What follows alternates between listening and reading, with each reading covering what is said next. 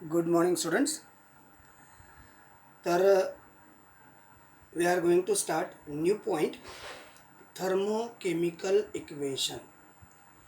In thermochemical equation, we are going to study in the point of view just we know the exothermic reaction and endothermic reaction.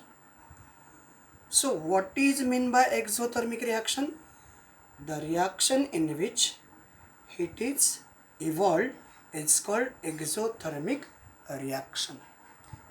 And another one, endothermic reaction, the reaction in which heat is absorbed, that is a endothermic reaction. According to that concept, we show the chemical thermodynamic. Already we know what is that? Chemical thermodynamic. That means chemical reaction, thermodynamic means heat change. So chemical thermodynamic, in that type of reaction, that means in that type of reaction some amount of heat is evolved or some amount of heat is absorbed. These kinds of reaction are includes the thermochemical equation. तर चला विद्यार्थी मित्रांनो, आपण नवीन point आज बघणार आहोत. त्या पॉईंटचं नाव आहे थर्मोकेमिकल इक्वेशन. थर्मोकेमिकल इक्वेशन म्हणजे जसं की ज्या केमिकल रिॲक्शनमधून हीट बाहेर पडते, हीट एक्झिट होते, किंवा काही केमिकल रिॲक्शनमध्ये हीट ॲब्सॉर्ब केली जाते. ज्या रिॲक्शनमधून हीट बाहेर पडते किंवा काही रिॲक्शनमधून हीट ॲब्सॉर्ब केली जाते, तर या दोनही प्रकारच्या रिॲक्शन थर्मोकेमिकल इक्वेशनमध्ये येतात. थर्मो म्हणजे हीट, केमिकल म्हणजे केमिकल रिॲक्शन किंवा केमिकल इक्वेशन म्हणजेच रिॲक्शन. थर्मो म्हणजे ज्याच्यामध्ये, ज्या केमिकल इक्वेशनमध्ये किंवा ज्या केमिकल रिॲक्शनमध्ये हीट चेंज पाहायला मिळते, अशा रिॲक्शनला किंवा अशा इक्वेशनला थर्मोकेमिकल इक्वेशन असं म्हणतात. मग त्याची डेफिनेशन अशी आहे, it is balance chemical equation. It is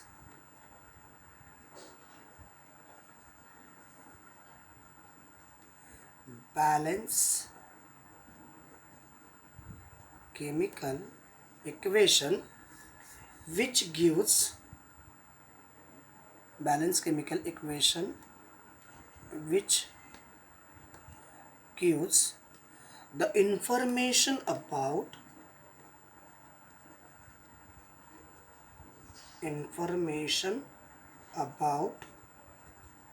some amount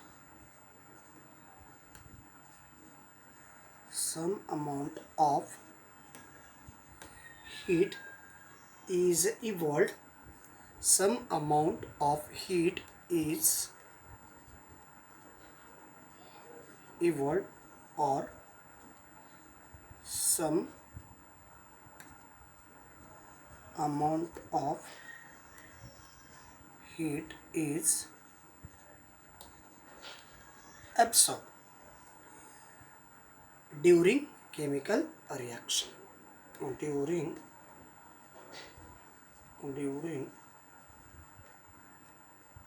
chemical reaction, it's called thermochemical equation. It's called thermochemical equation. आता तुम्ही डेफिनेशनच्या बाबतीत जर काळजीपूर्वक ऑब्झर्वेशन केलं असेल तर आपल्याला काय सांगितलं जातं, एक बॅलन्स केमिकल इक्वेशन असलं पाहिजे. त्यासाठी आपण एक इक्वेशन म्हणू, साधं आणि सोपं इक्वेशन. त्याच्या बाबतीत आणखीन खूप सारे पॉईंट्स आपल्याला मांडायचे आहेत. कार्बन आहे सॉलिड, प्लस ऑक्सिजन आहे गॅसियस, आणि त्याच्यानंतर तयार होतो कार्बन डायऑक्साईड गॅसियस. आणि या रिॲक्शनमध्ये delta H is equals to -395.5.4 kilo joule. पहा, काय असली पाहिजे, पहिली कंडिशन काय, थर्मोकेमिकल इक्वेशनमध्ये it is the balance chemical equation. मग हे केमिकल इक्वेशन किंवा ही रिॲक्शन बॅलेन्स आहे का पहा. इकडच्या ही रिॲक्शनमध्ये लेफ्ट हँड साईडला काय असतात, रिॲक्टंट, राईट हँड साईडला काय असतात, प्रॉडक्ट. त्याचबरोबर रिॲक्टंट किती आहेत या ठिकाणी, टोटल रिॲक्टंट कार्बनचा 1 ॲटम आहे, ऑक्सिजनचे 2 ॲटम आहेत. टोटल ॲटम प्रोडक्टमध्ये किती आहेत, 3 आहेत. म्हणजे लेफ्ट हँड साईडला जेवढे ॲटम आहेत तेवढेच राईट हँड साईडला ॲटम आहेत. याचा अर्थ ही रिॲक्शन बॅलन्स आहे. इवन त्याच प्रकारचे ॲटम बॅलन्स आहेत का बघा. कार्बन लेफ्ट हँड साईडला 1 आहे, राईट हँड साईडला पण कार्बन 1 आहे. ऑक्सिजन लेफ्ट हँड साईडला 2 आहेत, ऑक्सिजन राईट हँड साईडला पण 2 आहेत. याचा अर्थ ही रिॲक्शन बॅलन्स आहे. म्हणजे आपला कन्सेप्ट पहिला, it is the balance chemical equation, हा कन्सेप्ट क्लिअर झाला. मग या बॅलन्स केमिकल इक्वेशनमध्ये आपल्याला माहिती मिळते, आपल्याला माहिती दिली जाते, विच गिव्स, आपल्याला माहिती प्रोव्हाइड केली जाते. कोणती, some amount of heat is evolved, some amount of heat is evolved और some amount of heat is absorb. जर ॲब्सॉर्ब असेल तर डेल्टा एच कसा असला पाहिजे, पॉझिटिव्ह. आणि जर इव्हॉल्व्ड असेल तर डेल्टा एच कसा असला पाहिजे, निगेटिव्ह. ही रिॲक्शन आपण काय म्हणतो, एंडोथर्मिक. ही रिॲक्शन काय म्हणतो, एक्झोथर्मिक. तर अशा प्रकारचं आपल्याला इन्फॉर्मेशन या ठिकाणी दिलेलं आहे का, ते आपल्याला या केमिकल रिॲक्शनमध्ये पाहायचं आहे. मग ही जी केमिकल रिॲक्शन आहे बॅलन्स आहे. मग या केमिकल रिॲक्शनमधून एक तर हीट इव्हॉल्व झालेली आहे का, दोन्हीपैकी कुठलंही एक असलं पाहिजे. एक तर हीट इव्हॉल्व पाहिजे किंवा एक तर हीट ॲब्सॉर्ब असली पाहिजे. तीही कधी, जेव्हा ती केमिकल रिॲक्शन कंप्लीट झालेली आहे. कधी असली पाहिजे, जेव्हा ती केमिकल रिॲक्शन कंप्लीट झालेली असेल. आणि त्यावेळेस जर आपल्याला अमाऊंट ऑफ हीट इव्हॉल्व किंवा अमाऊंट ऑफ हीट ॲब्सॉर्ब हे रिप्रेझेंटेशन असेल तर आपण त्याला थर्मोकेमिकल इक्वेशन असं म्हणतो. मग आता काळजीपूर्वक पहा, amount of heat is evolve किंवा ॲब्सॉर्ब दिलेलं आहे. मग आता आपण हीट ॲब्सॉर्ब किंवा हीट इव्हॉल्व कधी म्हणतो, डेल्टा एचची व्हॅल्यू जर निगेटिव्ह असेल तर amount of heat is evolve, आणि डेल्टा एचची व्हॅल्यू जर पॉझिटिव्ह असेल तर अमाऊंट ऑफ हीट ॲब्सॉर्ब. मग आता या केमिकल रिॲक्शनमध्ये राईट हँड साईडला आपल्याकडं एक व्हॅल्यू दिलेली आहे, delta H is equal to -395.4 kilojoule. म्हणजे ही केमिकल रिॲक्शन जेव्हा झाली तेव्हा या केमिकल रिॲक्शनमधून -395.4 किलो जूल एवढी हीट इव्हॉल्व झालेली आहे. म्हणजे ती रिॲक्शन आपण एक्झोथर्मिक रिॲक्शन असं म्हणू शकतो. मग याच्यामध्ये या रिॲक्शनशी रिलेटेड काही पॉईंट येतात. त्यापैकी पहिला point, thermochemical equation must be in balance form. पहिला मुद्दा आहे तो thermochemical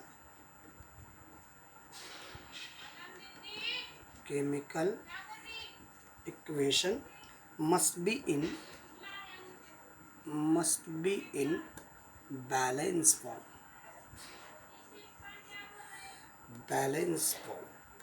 must be in balance form. मग ही म्हणजे इनडायरेक्टली आत्ताच आपण काही डेफिनेशनमध्ये सुद्धा तसंच कन्सेप्ट पाहिलं की ही इक्वेशन किंवा ही रिॲक्शन बॅलन्स असली पाहिजे. आणि मग या इक्वेशनमध्ये काय काय लिहिलेलं असलं पाहिजे, in terms of change in enthalpy और thermally balance. In terms of, हे इक्वेशन बॅलन्स आहे. तर याच्यामध्ये आणखीन काय, दिस इक्वेशन किंवा thermochemical equation must be written either thermochemical equation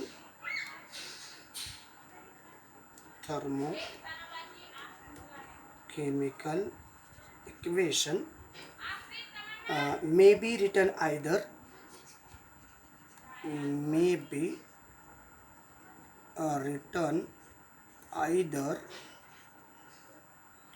either in terms of changing enthalpy, in terms of changing enthalpy, change in enthalpy. तर आता या चेंज इन एन्थाल्पीच्या ह्याच्यासाठी आपल्याला हे इक्वेशन डायरेक्टली रिप्रेझेंट करता येतं. कोणतं equation? This equation is written here. Carbon solid plus oxygen gaseous converted into carbon dioxide gaseous, delta H is equals to minus 395.4 kilojoule. तर हे एन्थाल्पी, चेंज इन एन्थाल्पीच्या फॉर्ममध्ये असणारं इक्वेशन आहे. त्याचबरोबर हे इक्वेशन एकतर काय झालं, हे चेंज इन एन्थाल्पीच्या फॉर्ममध्ये आहे. आणखीन काय दुसरा कन्सेप्ट येतो? In thermally balance form. पहिलं काय? In terms of change in enthalpy form. त्याचबरोबर in terms of thermally balanced form. Thermally balanced form. आता थर्मली बॅलन्स म्हणजे दोन प्रकारच्या, एक आहे एक्झोथर्मिक आणि दुसरा एंडोथर्मिक. जर समजा ही रिॲक्शन एक्झोथर्मिक असेल, जर reaction if the reaction is exothermic, त्यावेळेस काय पाहिजे? Delta H is added. Exothermic असेल तर कोणामध्ये ॲड करायचा डेल्टा एच? आता बऱ्याच जणांना प्रश्न याच्या होते. If the reaction exothermic delta H is added. आता डेल्टा एच ॲड कुठं करायचा आहे? याचा अर्थ असा होतो, डेल्टा एच ॲड करणे म्हणजे तो डेल्टा एच या बाजूला, या केमिकल रिॲक्शनच्या या बाजूला असतो. म्हणजे इकडं काय येईल? 395.4 हे रिॲक्टंटच्या बाजूला असेल. जेव्हा प्रोडक्टच्या बाजूला जाईल तर तो त्या ठिकाणी मायनस होतो. मग या रिॲक्शनमध्ये एक्झोथर्मिक असेल तेव्हा डेल्टा एचची व्हॅल्यू ही रिॲक्टंटमध्ये ॲड असते. आणि त्याचबरोबर दुसरी condition, if the reaction is endothermic, delta H is काय करायचं आहे? सबट्रॅक्टेड. डेल्टा एच इज काय आहे? Delta H is subtracted. आता जर समजा डेल्टा एचची व्हॅल्यू आपण या बाजूला जर मायनसमध्ये लिहिली, 395.4 ही जर रिॲक्टंटच्या बाजूला मायनस लिहिली तर तिकडच्या बाजूला काय होईल? प्लस होईल. आणि प्लस झाली म्हणजे काय? आपण त्याला म्हणतो एंडोथर्मिक रिॲक्शन. ही व्हॅल्यू रिॲक्टंटच्या बाजूला प्लस आहे, प्रॉडक्टच्या बाजूला गेल्यानंतर काय होईल? मायनस होईल. आणि delta H is minus, that is called as exothermic reaction. Delta H is plus, that is called endothermic reaction. तर अशा प्रकारचे हे पॉईंट्स याच्यामध्ये मेन्शन केले जातात. त्याचबरोबर आणखीन काही पॉईंट्स या टॉपिकमध्ये येतात. त्याच्यानंतर ऑल क्लिअर बघा, मी परत एक वेळेस सगळ्यांना क्लिअर करून देतो. आपल्याला बेसिकली डेफिनेशन काय आहे? ही एक बॅलन्स केमिकल इक्वेशन आहे, बॅलन्स केमिकल रिॲक्शन आहे. याच्यामध्ये आपल्याला माहिती मिळते किंवा माहिती दिली जाते. काही अमाऊंट ऑफ हीट इव्हॉल्ड केली जाते किंवा काही अमाऊंट ऑफ हीट ॲब्सॉर्ब केली जाते जेव्हा ही केमिकल रिॲक्शन होते तेव्हा. मग हे होत असताना मग आता एक आपण बॅलन्स केमिकल रिॲक्शन या ठिकाणी मांडलेली आहे. मग या थर्मोकेमिकल इक्वेशनशी रिलेटेड काही पॉईंट आहेत. थर्मोकेमिकल रिॲक्शन तसं डेफिनेशनमध्ये सुद्धा मेन्शन केलं आहे, थर्मोकेमिकल रिॲक्शन ही नेहमी बॅलन्स असली पाहिजे. तो मुद्दा आपण हा क्लिअर केलेला आहे. ही रिॲक्शन बॅलन्स आहे. त्याचबरोबर थर्मोकेमिकल रिॲक्शन तुम्ही लिहित असताना ती दोन फॉर्ममध्ये लिहिली पाहिजे. एक तर चेंज इन एन्थाल्पीच्या फॉर्ममध्ये आणि दुसरी थर्मली बॅलन्सच्या फॉर्ममध्ये. दोन टर्ममध्ये केमिकल रिॲक्शन बॅलन्स केली पाहिजेत. एक एन्थाल्पी चेंजच्या फॉर्ममध्ये आणि दुसरी थर्मली बॅलन्सच्या फॉर्ममध्ये. मग ही थर्मली बॅलन्स बेसिकली दोन टर्ममध्ये येते. थर्मली बॅलन्स एक तर एक्झोथर्मिक आणि दुसरं एंडोथर्मिक. तर त्यालाच आपण चेंज इन एन्थाल्पी असं म्हणतो. जर समजा एखाद्या केमिकल रिॲक्शनमध्ये समजा ती केमिकल रिॲक्शन एक्झोथर्मिक आहे, एक्झोथर्मिकची रिॲक्शन जेव्हा तुम्ही रिप्रेझेंट करता त्यावेळेस डेल्टा एचची व्हॅल्यू रिॲक्शनच्या एक्स्ट्रीम राईट हँड साईडला मायनस किंवा प्लस फॉर्ममध्ये मांडलेली असते. रिॲक्शनच्या एक्स्ट्रीम राईट हँड साईडला ही रिॲक्शन आहे, रिॲक्शनची ही राईट हँड साईड असते. रिॲक्शनच्या राईट हँड साईडला प्लस किंवा डेल्टा एचची व्हॅल्यू प्लस किंवा मायनसमध्ये मांडलेली असते आणि त्यावरून आपल्याला ती रिॲक्शन एक्झोथर्मिक आहे का एंडोथर्मिक आहे हे आपल्याला ठरविता येतं. मग आता आपल्याला सध्याची परिस्थिती आहे carbon solid, oxygen gases, formation of carbon dioxide gases, delta H is equals to -395.4. याच्यावरनं तुम्ही डायरेक्टली ठरवू शकता की ही रिॲक्शन एक्झोथर्मिक आहे, कारण याचा डेल्टा एच हा मायनस आहे. मायनस आहे याचा अर्थ ती रिॲक्शन एक्झोथर्मिक आहे. जर डेल्टा एचची व्हॅल्यू जर या ठिकाणी प्लस असती तर ती रिॲक्शन एंडोथर्मिक असते. पण बऱ्याचदा ह्या ज्या व्हॅल्यू आहेत या व्हॅल्यू डायरेक्टली रिॲक्टंटच्या बाजूला ॲड किंवा सबट्रॅक्ट केले जातात. जर या व्हॅल्यू रिॲक्टंटच्या बाजूला ॲड केलेली असेल तर ते तिकडं जाऊन मायनस होणारी आहे, म्हणजे ही रिॲक्शन एक्झोथर्मिक आहे. आणि रिॲक्टंटच्या बाजूला जर मायनस केली असेल तर ही व्हॅल्यू इकडच्या बाजूला आल्यानंतर प्लस होणारी आहे, म्हणजे ती एंडोथर्मिक रिॲक्शन असू शकते. तर असे हे मुद्दे या थर्मोकेमिकल इक्वेशनशी रिलेटेड येत असतात. त्याच्यानंतर आपल्याला याच्या कन्सेप्टशी रिलेटेड किंवा या पॉईंटशी रिलेटेड आणखीन काही पॉईंट आपल्याला बघायचं आहे. या केमिकल रिॲक्शनमध्ये काही गोष्टी कंपल्सरी आहेत. कोणत्या? तर जी केमिकल रिॲक्शन तुम्ही मांडता, तर त्या केमिकल रिॲक्शनमध्ये जे रिॲक्टंट किंवा जे प्रोडक्ट आहेत, केमिकल रिॲक्शनमध्ये जे रिॲक्टंट किंवा प्रोडक्ट आहेत त्या रिॲक्टंटच्या किंवा प्रोडक्टच्या फिजिकल स्टेट मेन्शन करणे गरजेचं आहे. काय गरजेचं आहे? फिजिकल स्टेट मेन्शन करणं गरजेचं आहे. तो पॉईंट आपण लिहू. Physical state of the reactant and products, physical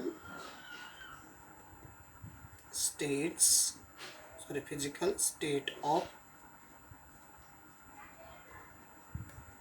reactants and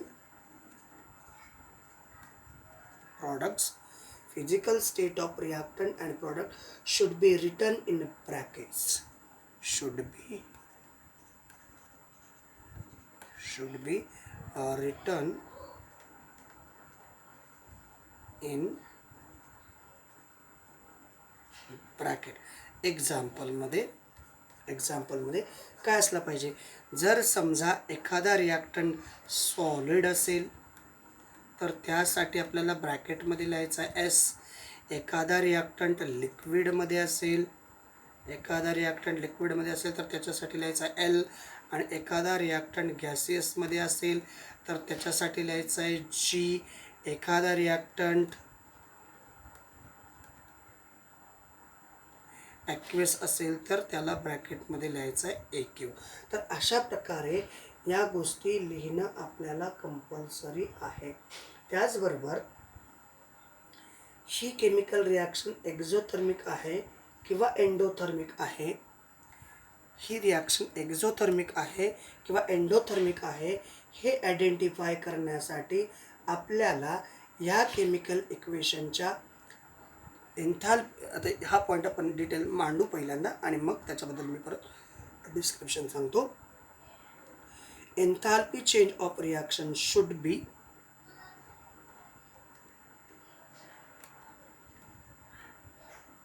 enthalpy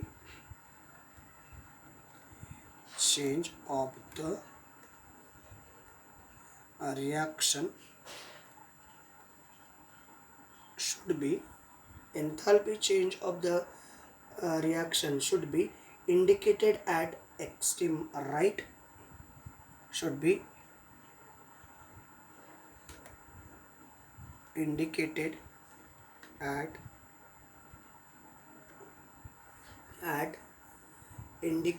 at extreme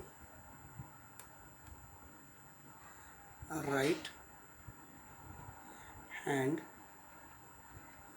side of the chemical equation with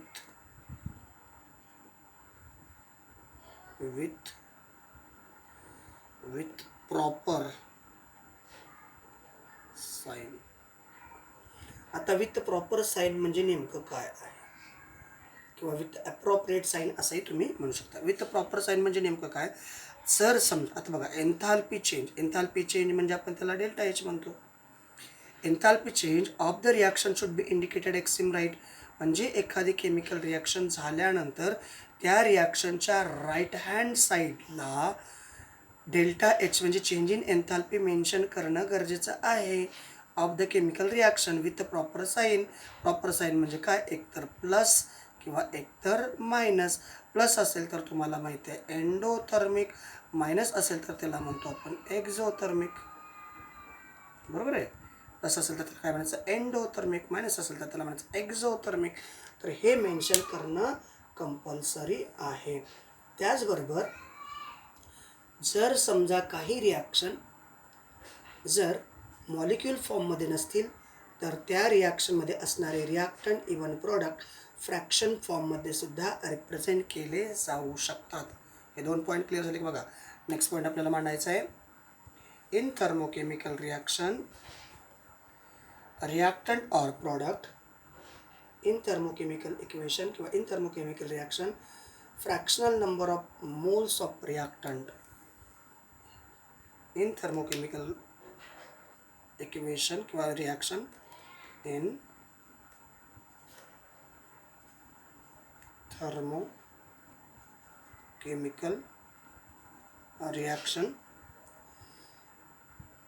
in thermochemical reaction fractional number of moles reaction fractional number of moles of reactants and products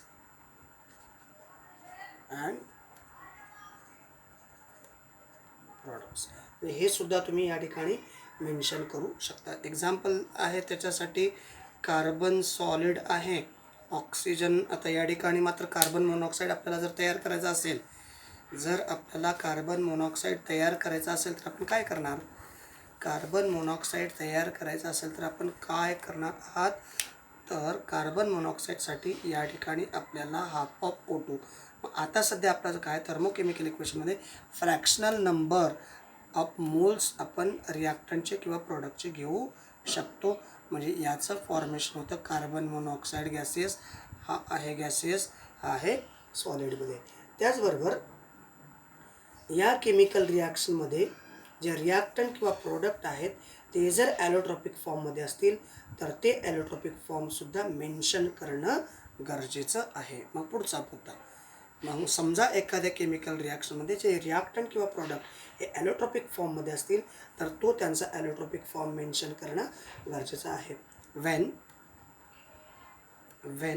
the reactants or products when the reactant or products exist in allotropic form, exist in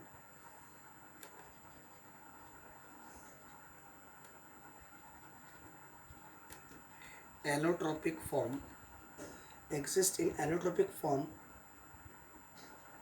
then the particular allotropic form, then the particular allotropic form should be mentioned. Should be mentioned. आता for example just like आता याच्यामध्ये समजा एखादी chemical reaction आहे, carbon हा diamond फॉर्ममध्ये असू शकतो, तर याला आपण असं रिप्रेझेंट करू शकतो, हा डायमंड, इथं कार्बन डायमंड फॉर्ममध्ये, इवन कार्बन ग्राफाईट फॉर्ममध्ये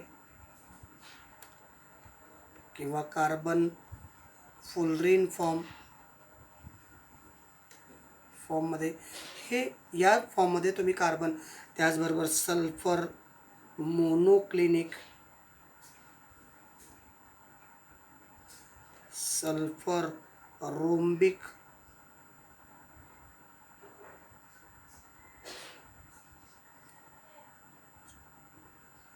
त्याचबरोबर सल्फर प्लास्टिक. तर हे सगळे आपण अशा प्रकारे केमिकल रिॲक्शनमध्ये मेन्शन करू शकतो.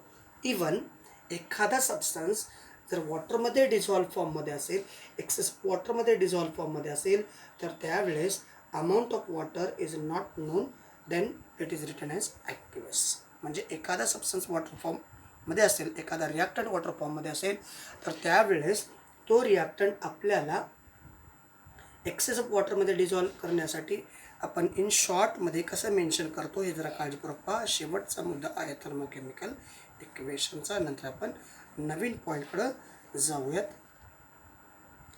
When a reactant is dissolve in, Wien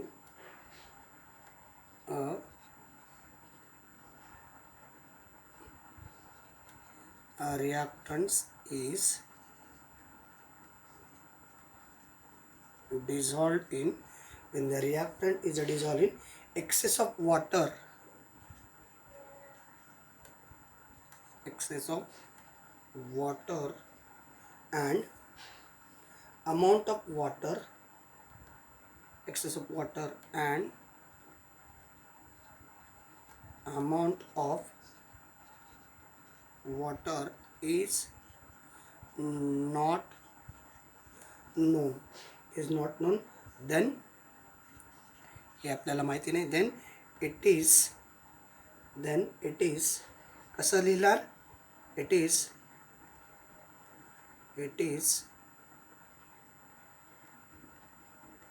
written as AQ, it is written as AQ. मग त्याच्यासाठी एक एक्झाम्पल बघा. NaOH, याच्यामध्ये आपण किती वॉटर टाकलं हे माहिती नाही, तर मग या ठिकाणी आपण हे रिॲक्शन लिहित असताना इकडे लिहिणार NaOH, ब्रॅकेटमध्ये लिहिणार AQ. या रिॲक्शनला म्हणजे हा रिॲक्टंट आहे, त्याच्यामध्ये आपल्याला बघा, when a reactant is a dissolve in excess of water, इथं हे जे वॉटर ॲड करतो, ॲक्टिव्हस म्हणजे वॉटर, इवन तुम्ही ही रिॲक्शन NaOH प्लस H2O, इथं आपण एक्सेस असं लिहिल्यानंतर इकडं NaOH ॲक्टिव्हसमध्ये सुद्धा लिहू शकतो. All clear? NaOH ॲक्टिव्हसमध्ये सुद्धा, म्हणजे अशाही प्रकारे आपण केमिकल रिॲक्शन रिप्रेझेंट करू शकतो. So that is a thermochemical equation. आता मला अपेक्षा आहे की आपल्याला थर्मोकेमिकल इक्वेशनच्या सगळ्या कन्सेप्ट क्लिअर झाल्या असतील. परत एक थर्मोकेमिकल रिॲक्शन ही बॅलन्स असली पाहिजे. शॉर्टमध्ये सांगतो, थोडंसं फास्टमध्ये. थर्मोकेमिकल रिॲक्शन ही बॅलन्स असली पाहिजे. त्याचबरोबर रिॲक्शनच्या एक्स्ट्रीम राईट हँड साईडला ती रिॲक्शन एक्झोथर्मिक आहे किंवा एंडोथर्मिक आहे, ही एन्थाल्पी चेंज ही प्रॉपर साईनमध्ये रिप्रेझेंट केलं असलं पाहिजे. त्याच्याचबरोबर रिॲक्शनमध्ये जे रिॲक्टंट तुम्ही यूज केले जातात त्या रिॲक्टंटचे मोल फ्रॅक्शनमध्ये सुद्धा रिप्रेझेंट केलेले असले पाहिजेत. रिॲक्टंट असेल किंवा प्रोडक्टचे मोल असतील ते फ्रॅक्शनमध्ये सुद्धा रिप्रेझेंट केलेले असले पाहिजेत. त्याचबरोबर जेव्हा रिॲक्टंट म्हणजे रिॲक्शनमध्ये असणारे रिॲक्टंट हे ॲलोट्रॉपिक फॉर्ममध्ये असतील, तर ते ॲलोट्रॉप्स त्या प्रॉपर सिम्बॉल, जसं की एखादा रिॲक्टंट सॉलिडमध्ये असेल तर S म्हणतो, एखादा रिॲक्टंट लिक्विडमध्ये असेल तर L म्हणतो, म्हणजे Lने रिप्रेझेंट करतो, आणि एखादा रिॲक्टंट गॅसियस स्टेटमध्ये असेल तर Gने रिप्रेझेंट करतो. तसा एखादा रिॲक्टंट ॲलोट्रॉपिक फॉर्ममध्ये असेल तर तो रिॲक्टंट तो कोणत्या ॲलोट्रॉपिक फॉर्ममध्ये आहे हे मेन्शन करणे कंपल्सरी आहे.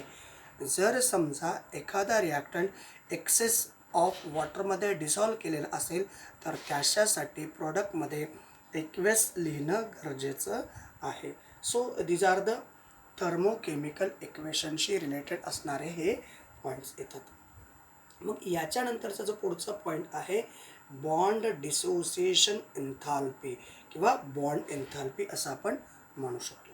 याच्या पुढच्या पॉईंटकडे जाऊ आपण. Bond dissociation enthalpy. डिसोसिएशन म्हणजे breaking bond in between two atoms. एखादा मॉलिक्यूल आहे, त्या मॉलिक्यूलमध्ये किती ॲटम आहेत, त्या मॉलिक्यूलमध्ये असणारे सर्व ॲटम एकामेकाला बांधलेले असतात आणि बॉन्ड डिसोसिएशन म्हणजे हे बॉन्ड, त्या मॉलिक्यूलमध्ये असणारे हे बॉन्ड ब्रेक होणे, तुटणे आणि त्यावेळेस जी काही एनर्जी बाहेर पडते, जी काही एनर्जी लिबरेट होते, याला आपण बॉन्ड डिसोसिएशन एन्थाल्पी किंवा बॉन्ड एन्थाल्पी असं म्हणतो. तर हेडिंग टाकू आपण, बॉन्ड डिसोसिएशन एन्थाल्पी. त्याला दुसरं नाव आहे बॉन्ड एन्थाल्पी और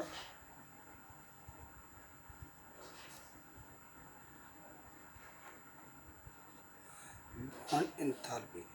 यालाच आपण एन्थाल्पी ऑफ रिॲक्शन सुद्धा म्हणू शकतो. मग आता या बॉन्ड एन्थाल्पीमध्ये काय आहे, आता काय होते बघा. फॉर एक्झाम्पल हा CH4 आहे. या CH4ला आपण कार्बन या ठिकाणी एक बॉन्ड, या ठिकाणी एक बॉन्ड, या ठिकाणी एक बॉन्ड, या ठिकाणी एक बॉन्ड, म्हणजे कार्बन आणि हायड्रोजनमध्ये सध्या काय आहेत, 4 बॉन्ड आहेत. आणि मग हा बॉन्ड ब्रेक होणार, म्हणजे जेव्हा याचं डिसोसिएशन होतं तेव्हा एक कार्बन आणि 4 हायड्रोजन तयार होतात आणि हे बॉन्ड ब्रेकिंग झाले. जर समजा हा रिॲक्टंट एखाद्या दुसऱ्या रिॲक्टंटसोबत जर रिॲक्ट झाला तर त्याच्यापासून म्हणजे CH4चं ऑक्सिडेशन झालं तर त्यापासून CO2 आणि H2O हे सुद्धा तयार होतं.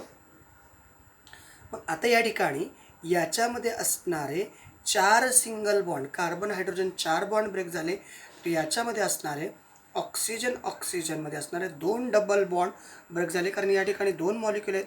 इथं आहे या ठिकाणी कार्बन आणि ऑक्सिजनमध्ये 2 डबल बॉन्ड तयार झाला, तर या ठिकाणी वॉटर आणि ऑक्सिजनमध्ये हे 2 मॉलिक्यूल आहेत, म्हणजे 2 हायड्रोजन आणि हे 2 हायड्रोजन, 4 हायड्रोजन आणि ऑक्सिजनमध्ये बॉन्ड तयार झाले. तर या केमिकल रिॲक्शनमध्ये जेव्हा काही बॉन्ड ब्रेक होतात तेव्हा हीट बाहेर पडते, तर बॉन्ड तयार होत असताना हीट ॲब्सॉर्ब केली जाते आणि मग याला आपण बॉन्ड डिसोसिएशन एन्थाल्पी किंवा बॉन्ड एन्थाल्पी असं म्हणतो. मग आता आपल्याला कन्सेप्ट कदाचित कळला असेल, मी अशी अपेक्षा ठेवतो. बघा, बॉन्ड डिसोसिएशन म्हणजे ब्रेक होणे. आता ब्रेक झाल्यानंतर ॲटम सेपरेट राहणार नाहीत, म्हणजे केमिकल रिॲक्शनमध्ये बॉन्ड ब्रेकिंग आणि मेकिंग या दोन्ही कन्सेप्ट येतात. जेव्हा ब्रेकिंग होतं तेव्हा हीट बाहेर पडली जाते, जेव्हा मेकिंग होतं तेव्हा हीट ॲब्सॉर्ब केली जाते आणि मग या ठिकाणी जो काही बॉन्ड डिसोसिएशन किंवा असोसिएशनच्या फॉर्ममध्ये जो चेंज होतो त्याला आपण बॉन्ड एन्थाल्पी किंवा बॉन्ड डिसोसिएशन एन्थाल्पी असं आपण म्हणतो. मग त्याच्यासाठी आपल्याला डेफिनेशन मांडता येईल, amount of energy is required to break one mole of bond of particular type between atom in gaseous state. लक्षात येतं की बघा, amount of energy is required to break 1 mole of bond in a particular type of atoms between gaseous state. मग amount of energy is required, the amount of energy is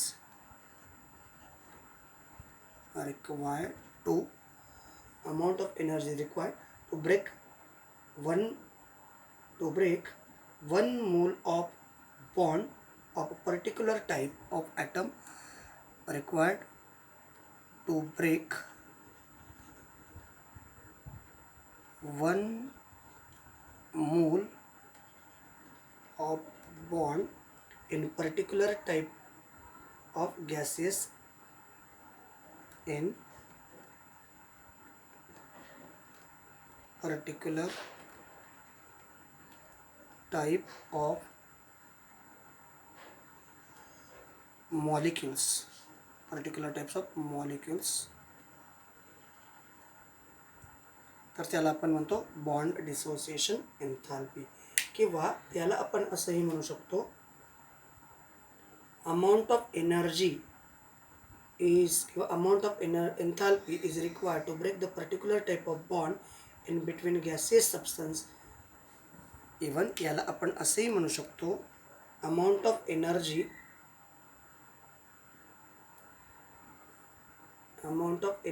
is required, the amount of energy is required to break the particular type of bond, required to break the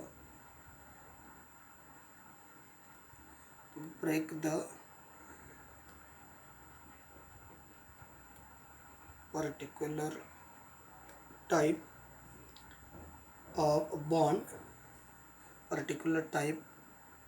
of bond, in gaseous substance is called bond dissociation enthalpy किंवा bond dissociation energy. लक्षात आलं बघा.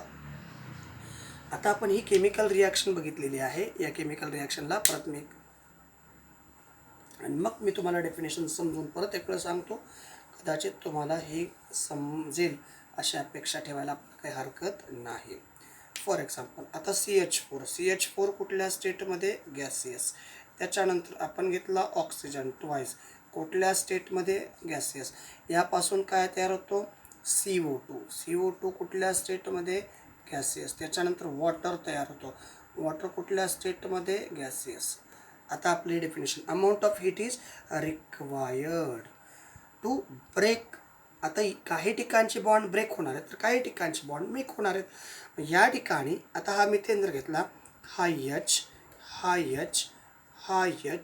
आणि हा H, हा bond break झाला, हा bond break झाला, हा बॉन्ड ब्रेक झाला आणि हा बॉन्ड ब्रेक झाला. चारही बॉन्ड ब्रेक झाले. त्याचबरोबर ऑक्सिजन डबल बॉन्ड, याला आपण O2 असं म्हणतो. मग इथं दोन आहेत म्हणजे आणखीन एक ऑक्सिजन डबल बॉन्ड आहे. म्हणजे इथले 4 बॉन्ड ब्रेक झाले, इथले हे 2 बॉन्ड ब्रेक झाले आणि हे 2 डबल बॉन्ड ब्रेक झाले. हे झाले रिॲक्टंटच्या बाबतीत. इकडं आहे आता या कार्बनसोबत कार्बन किती आहे? 1. या कार्बनसोबत हे 2 ऑक्सिजन जोडले गेले म्हणजे इथं डबल बॉन्ड तयार झाला. त्याचबरोबर आता हे 2 oxygen उरलेत, hydrogen 4.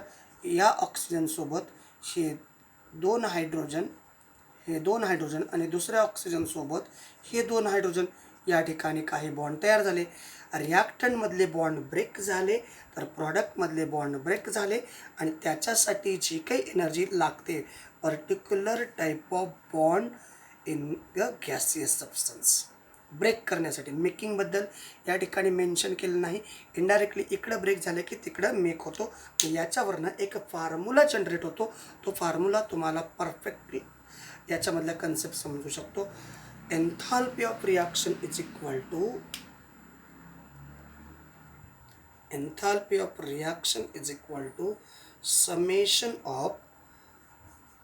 summation of bond enthalpies of reactant,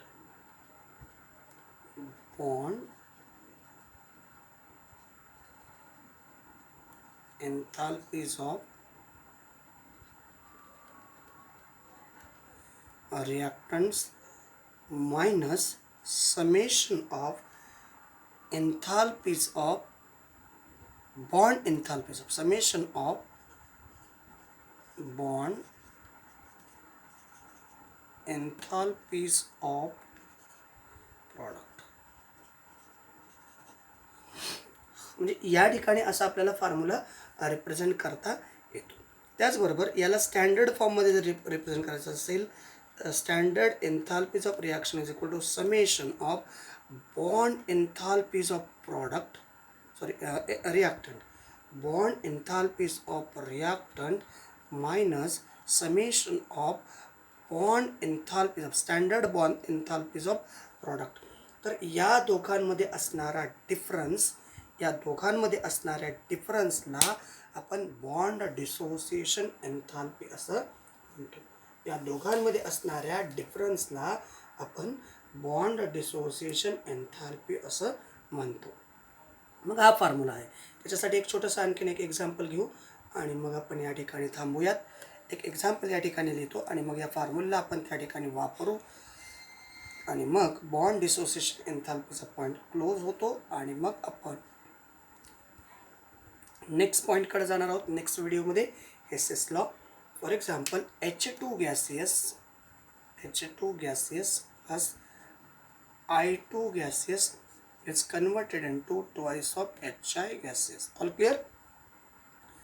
आता या ठिकाणी तुम्हाला कसं रिप्रेझेंट करता येईल पहा. याच्यामध्ये हायड्रोजनमध्ये बॉन्ड होता प्लस आयोडीनमध्ये बॉन्ड होता. म्हणजे या दोघांमधला बॉन्ड ब्रेक झाला. All clear? या दोघांमधला बॉन्ड ब्रेक झाला म्हणजे या ठिकाणी हायड्रोजनमधला बॉन्ड ब्रेक झाला. म्हणजे या दोन रिॲक्टंटमधला बॉन्ड ब्रेक झाला. तेव्हा या दोन रिॲक्टंटमध्ये या ठिकाणी इकडं H आणि आयमध्ये बॉन्ड मेक झालेला आहे. म्हणजे इथं आणखीन एक H आणि आय म्हणजे हे दोन बॉन्ड ब्रेक झाले तर या ठिकाणी हे दोन बॉन्ड तयार झालेले आहेत. मग या फॉर्म्युल्यानुसार तुम्हाला स्टँडर्ड एन्थाल्पी जर विचारलं तर हा फॉर्म्युला त्याच्यावरती 0 द्यायचा आहे. Standard enthalpies of reaction is equal to summation of enthalpies of reactant minus summation of enthalpies of product.